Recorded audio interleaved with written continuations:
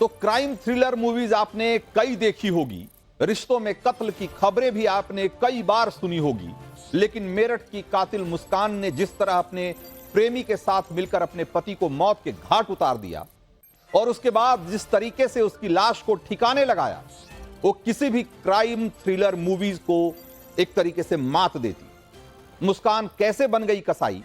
कातिल मुस्कान ने इस खौफनाक हत्याकांड को की जो खूनी स्क्रिप्ट है उसे कैसे लिखी?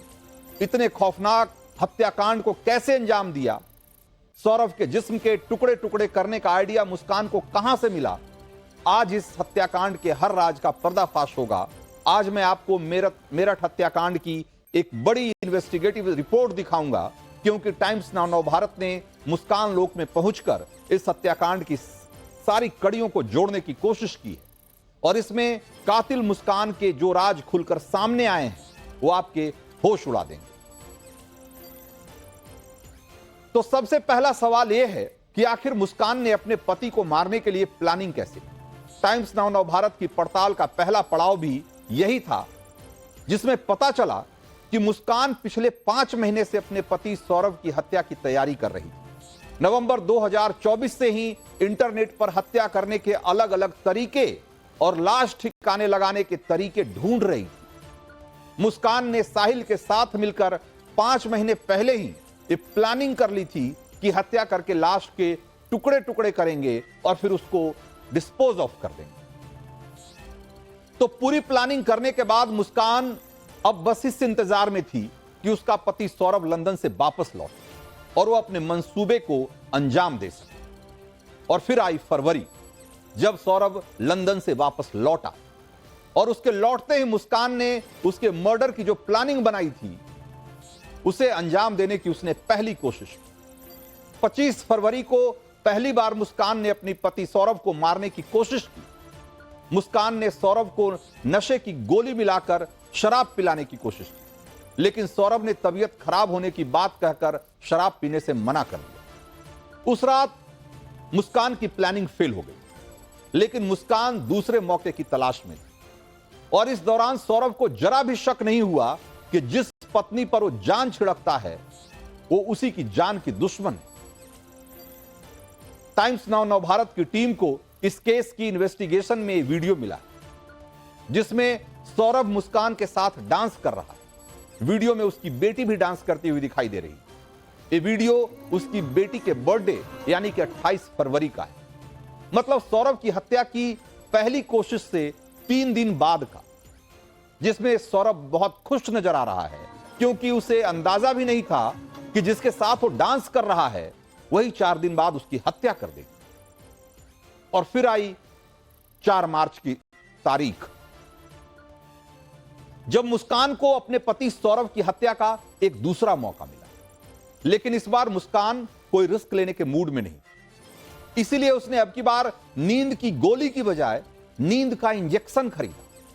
सबसे पहले उसने गूगल पर सर्च करके नींद के इंजेक्शन का नाम खोजा और उसके बाद डॉक्टर के पर्चे का इंतजाम किया। डॉक्टर के पर्चे पर खुद नींद के इंजेक्शन का नाम लिखा, क्योंकि आप बिना प्रिस्क्रिप्शन के नींद की गोली या नींद का इंजेक्शन नहीं खरीद सकते। इसके बाद मेरठ खैर नगर में एक मेडिकल स्टोर से नशे का इंजेक्शन खरीदा गया। टाइम्स नाउ नवभारत की टीम ने अपनी इन्वेस्टिगेशन में उस मेडिकल स्टोर पर पहुंचकर स्टोर के मालिक से पूछताछ की। सुनिए उसने क्या बताया। मुस्कान ने आपसे दवाई ली थी? नहीं, लड़के से दवाई ली थी और उसने मोबाइल पे पर्चा दिखाया था। अच्छा। हम बगैर डॉक्टर के पर्चे के हम किसी को वैसे दवाई देते भी नहीं, तो पर्चे पे जो पर्चा था उस लड़के ने दिया। कौन सी दवाई जो थी वो मेंशन थी?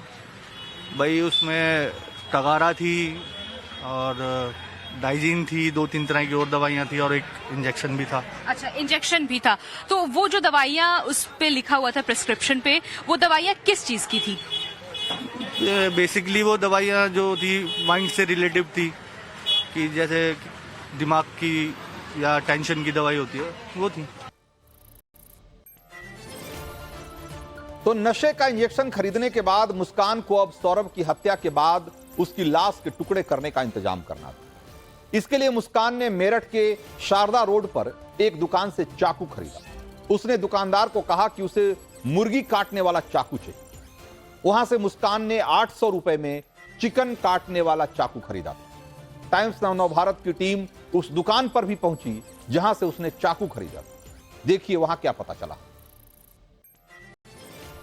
ने कत्ल की प्लानिंग करने के बाद चाकू जो है वो पास के ही शारदा रोड के एक बर्तन स्टोर से खरीदा था, ऐसा उसने पुलिस को बताया। जिसके बाद पुलिस की टीम जो है इसी सिंघल जी बर्तन वाले स्टोर पर पहुंची थी। यहाँ पुलिस ने बातचीत भी की। हालांकि जाहिर तौर पे चाकू की जो डेट उसने बताई, उस डेट का सीसीटीवी फुटेज जो है वो अवेलेबल नहीं है।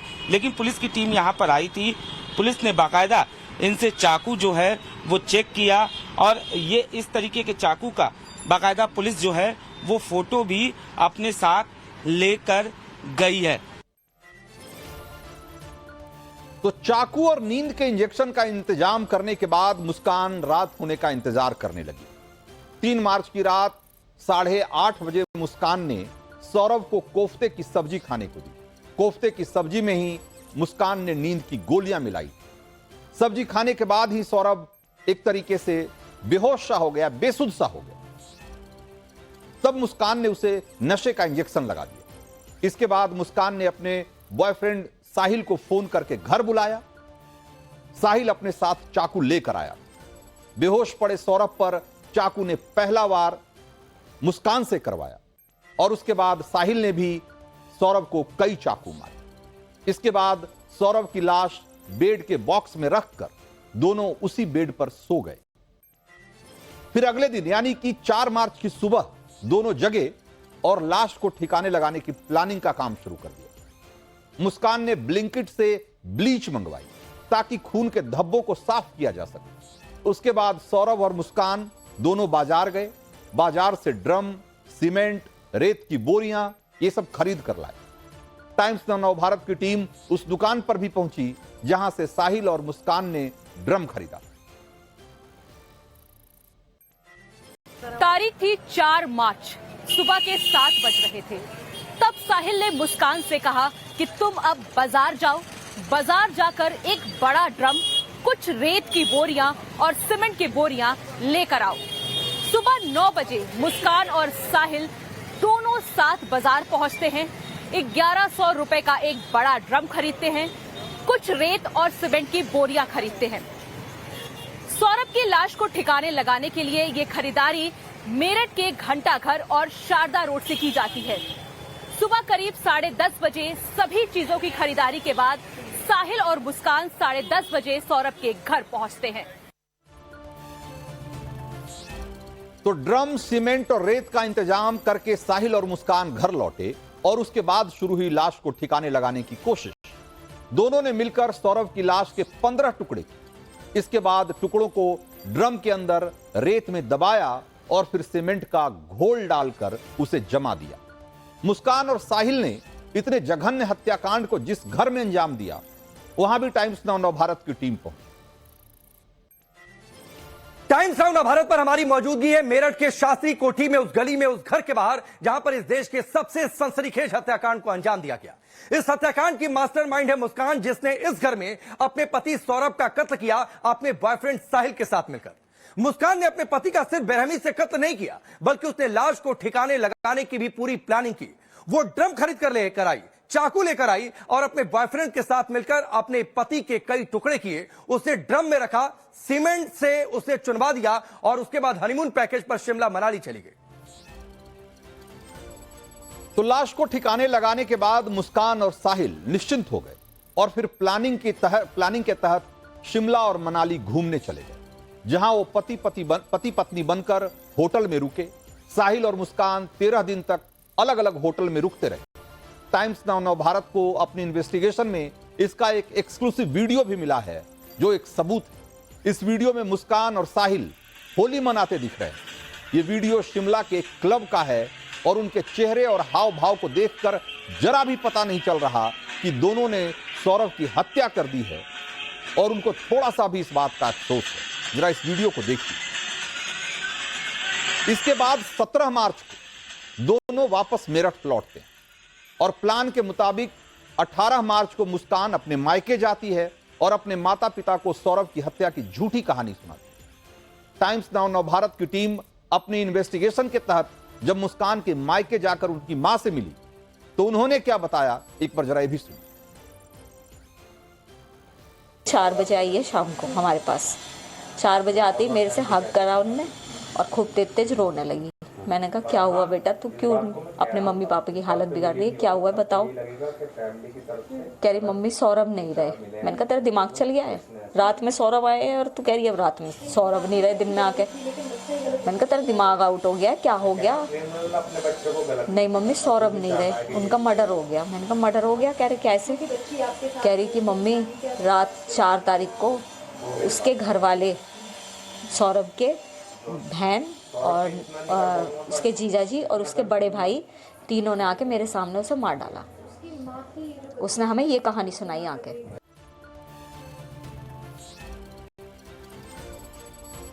तो मुस्कान ने किसी शातिर अपराधी की तरह अपने पति की हत्या की साजिश रची, उसे अंजाम भी दिया।